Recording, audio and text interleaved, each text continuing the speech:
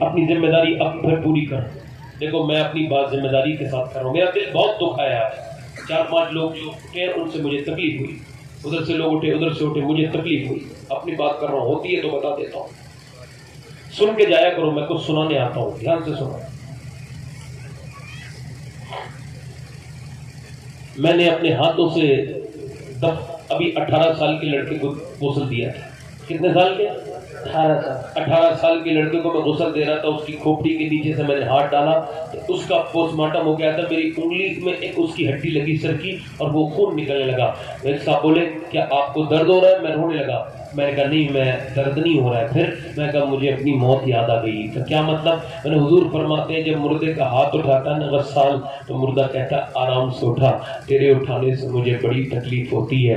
میں کہتا ہوں ہاتھ اٹھانے سے تکلیف ہوتی ہے تو جب پوسٹ مارٹم ہاؤس میں چیرا جاتا ہوگا وہ بھی کلہاڑیوں سے شراب پی کے چیرتے ہیں, شراب پی کے, تو پھر کتنی تکلیف ہوتی ہوگی. اور میں نے پوسٹ مارٹم ہاؤس میں جا کے دیکھا ہے اپنی آنکھوں سے, لاشیں لائن میں لگی ہوتی ہیں, چر رہی ہوتی ہیں, اور پھر سیتے کیسے پلاسٹک کی اس سے ستلی سے سیتے ہیں. میں اس وجہ سے رو رہا ہوں کہ میں مسلمان ہوں, منافق نہیں ہوں. میں کہہ رہا ہوں میرے مالک مجھے معاف کر دینا, میرے رب مجھ پر فضل فرمانا, مجھے معاف کر دینا. مجھے میرے مالک پوسٹ مارٹم کی موت سے بچانا. میں پوسٹ مارٹم کی موت سے تیری پناہ چاہتا ہوں. مجھے ایسی موت دے جس سے تو راضی ہو جائے. مجھے پوسٹ مارٹم والی موت ہے, آرام والی موت ہے. نوجوانوں فلمیں بہت دیکھ رہی, ڈرامے بہت دیکھ رہی, اپنے رب سے توبہ کر لیں. بنی اسرائیل میں ایک عورت تھی, آخری بات کر رہا ہوں. بنی اسرائیل میں ایک عورت تھی, میاں جدھر سے گزر جاتی تھی بھیڑ لگ جاتی تھی, میلے لگ جاتے تھے, جام لگ جاتے تھے. اتنی حسینہ تھی, عاشق تھی اس کا شہر پورا کا پورا علاقہ. اتنی بدتمیز عورت تھی کہ اس نے گندے کام شروع کر دیے اور اس کے گھر پہ بھیڑ لگنے لگی, نواب آنے لگے, اس نے سب کو لوٹ کے اپنا بڑا محل بنایا. پورے علاقے کی سب سے مشہور عورت ہو گئی. مگر دن میں طے کرتی تھی, دن میں بیٹھتی تھی کپڑے پہن کے, میک اپ کر کے, اور لوگ دیکھتے تھے اسے, پیسے دیتے تھے, بہت مہنگی فیس لیتی تھی ایک رات کی. اور جو بھی دیکھتا تھا دیکھتا ضرور تھا. دوسری بات, ایک مرتبہ ایک نیک آدمی گزر کے جا رہا تھا, اس کی نظر بھی اس پہ پڑ گئی. چلتے چلتے مگر دل میں اثر ہو گیا, نظر پڑی, اثر ہو گیا. نیک تھا مگر پھر بھی اثر ہو گیا. دعائیں مانگتا رہا, اے اللہ اس نظر سے بچا لے, اے اللہ اس گندی نظر سے بچا لے. شیخ حضرت سیدنا مجدد الفسانی رحمۃ اللہ علیہ فرماتے ہیں کہ زنا کی شروعات آنکھ سے ہوتی ہے. آنکھیں دیکھتی ہیں, دل پسند کرتا ہے, اور پھر آنکھیں دیکھتی ہیں, دل پسند کرتا ہے, اور پھر شرمگاہ اس پہلے بد کو کر جاتی ہے. اور زنا اتنا برا کام ہے, جو زنا کرتا ہے وہ میاں حالت ایمان سے نکل جاتا ہے. اس وقت اس کا ایمان اس کے دل سے نکل کے چلا جاتا ہے. ایمان نہیں ہوتا اس کے پاس. ایمان کہتا ہے اتنے گندے کام میں میں نہیں ہوں اس کے پاس. زنا کرنے والا, زنا مکافاتی عمل ہے. زنا جو کرتا ہے بدلہ اس کے گھر سے ہوتا ہے. ایک آدمی حضور کی بارگاہ میں آیا, کہنے لگا مجھے زنا کرنے کی اجازت دے دیں. سرکار نے فرمایا خاموش. صحابہ نے کہا خاموش, کیا بکواس کرتا ہے؟ میرے نبی نے فرمایا سنو میں بات کروں گا. اللہ کے رسول نے اپنے لہجے میں بات کی, جو لہجہ اللہ نے آج تک کسی کو عطا نہیں کیا. وہ زبان جس کو سب کن کی کنجی کہے, اس کی نافذ حکومت میں لاکھوں سلام. کہنے لگے کیا کہہ رہے ہو تم؟ کہ حضور میں کہہ رہا ہوں مجھے زنا کرنے کی اجازت. فرمایا کوئی تیری ماں کے ساتھ کرے برداشت کرو گے؟ آپ کی بہن کے ساتھ, بیٹی کے ساتھ. وہ رونے لگا. سرکار نے فرمایا جب تو برداشت نہیں کر سکتا تو پھر کوئی دوسرا بھی تو برداشت نہیں کرے گا. تو مسلمان ہے تو جو اپنے لیے پسند کرتا ہے وہ دوسرے کے لیے بھی پسند کرتا ہے. اللہ جو زنا کرے گا اس کی بہن بیٹی سے بدلہ ہوگا. اللہ فرماتا ہے میں زانی کو معاف بھی کر دوں تو جنت میں اسے اپنا دیدار نہیں کروں گا.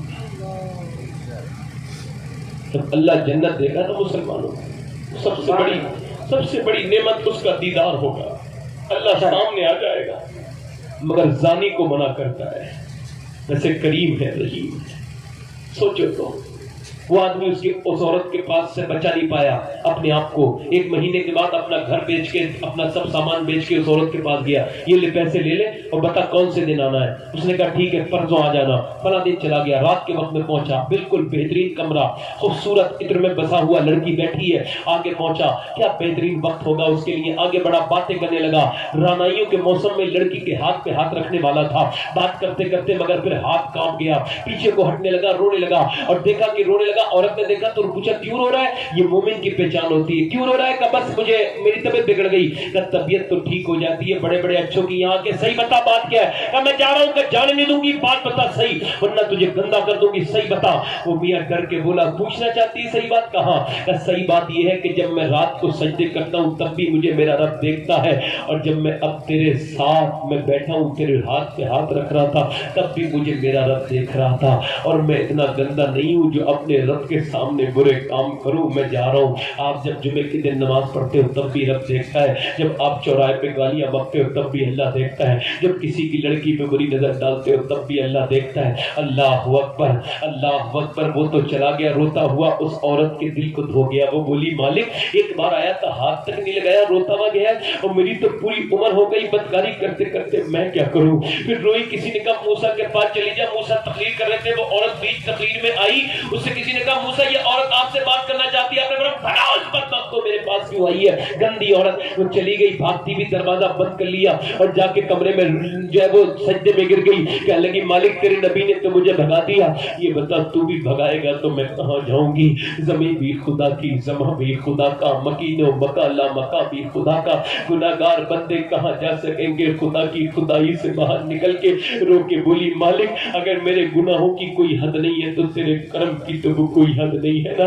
اگر میرے جیسی بدکارہ پوری دنیا میں کوئی نہیں ہے تو تیرے جیسا کریم بھی تو کوئی نہیں ہے. اے میرے رب مجھے بخش دے, میری خطاؤں کو معاف کر دے.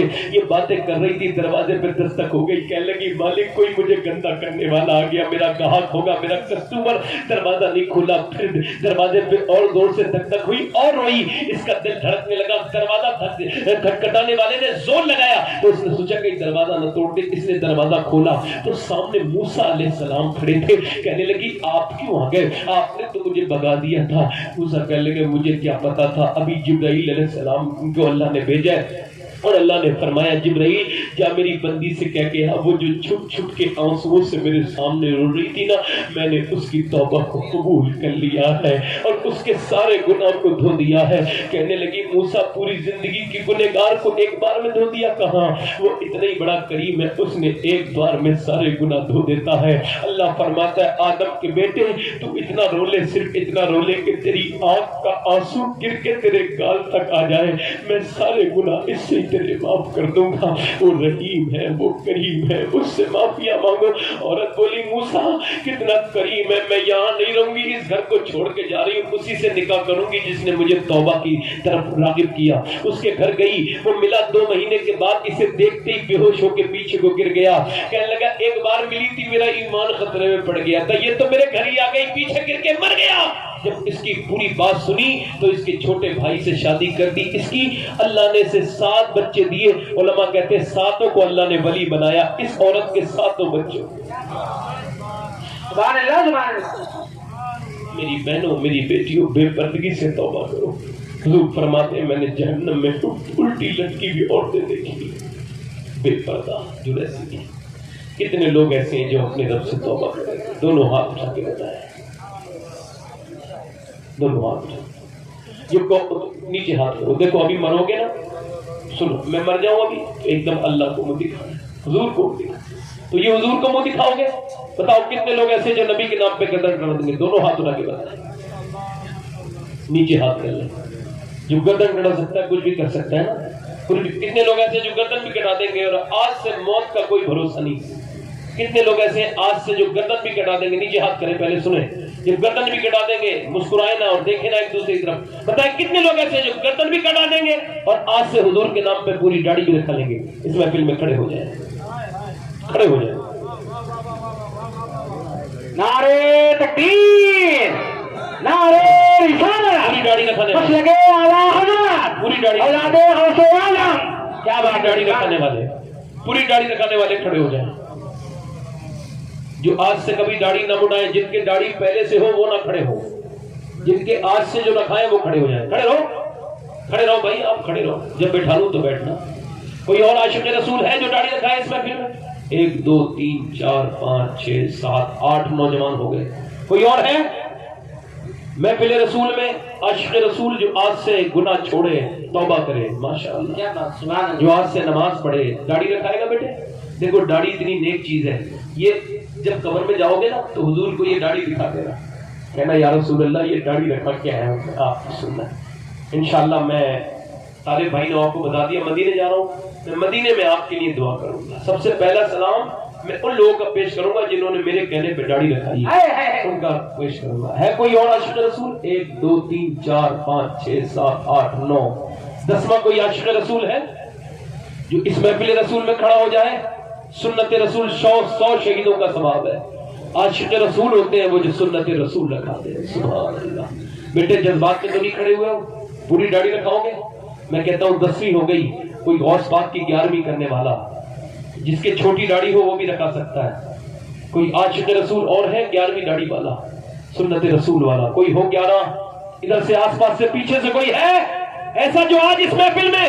دیکھو موت کا کوئی بھروسہ نہیں, یاد رکھو آج توبہ کر لو, ابھی توبہ کر لو.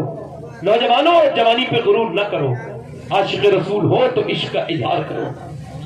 ہے کوئی اور؟ چلو داڑھی رکھانے والے ہاتھ اوپر کر لیں, داڑھی رکھانے میرے ساتھ کو. انشاءاللہ آج کے بعد نہ داڑھی کٹے گی نہ موڑے گی, انشاءاللہ پوری رکھائیں گے انشاءاللہ. بیٹھ جائیں. کتنے لوگ ایسے ہیں جو 5 وقت کی نماز کی نیت کرتے ہیں؟ دونوں ہاتھ اٹھا کے بتائیں. جو نیت کرے گا وہ نمازی بن جائے گا. دونوں ہاتھ اٹھا کے بتائیں, دونوں ہاتھ رکھ کے انشاءاللہ نماز پڑھیں گے انشاءاللہ. دونوں ہاتھ رکھ. یا اللہ ہاتھ اٹھانا ان کا کام ہے, انہیں نمازی بنانا تیرا کام. نماز پڑھیں گے انشاءاللہ. دونوں انشاءاللہ کو انشاءاللہ. نوجوانوں دیکھو تم اگر نیت کرو گے تو میں دعا کروں گا. دونوں ہاتھ رکھو گے انشاءاللہ, دل سے کہو انشاءاللہ. کہو یا اللہ ہمیں نمازی بنا دے, یا اللہ ہمیں نمازی بنا دے. دیکھو یہ جو کہتے ہیں نا لکھنؤ میں فلانا میدان بھرو, یہ دلی میں فلانا میدان بھرو, میدان بننے سے کام نہیں ہوگا. مسجدیں بھرو, مسجدیں بننے سے کام ہوگا. نیچے ہاتھ کر لو. اپنی بہن بیٹی کو پردے کے لیے کہو گے دونوں ہاتھ اٹھا کے کہو گے انشاءاللہ. کہو گے انشاءاللہ. نمازیں پڑھو گے انشاءاللہ. اللہ سب کو سلامت رکھے, با کرامت رکھے. میں نے بہت دیر کوشش کی, تقریر کی, کچھ مجھ سے کہنے میں غلطی ہو گئی ہو, کوئی ڈانٹ بھی دیتا ہوں میں غصے میں تو مجھے معاف کر دینا. میں سب آپ کی خدمت کرنے کے لیے ایسا کرتا ہوں. مائک والے بھائی سے گزارش ہے, دیکھ بھائی میں نے تو تجھ سے کچھ نہیں کہا, کسی اور مولانا کے پلے پڑا ہوتا بہت بڑی کرتا. مائک آگے سے ٹھیک رکھا کرو بیٹے.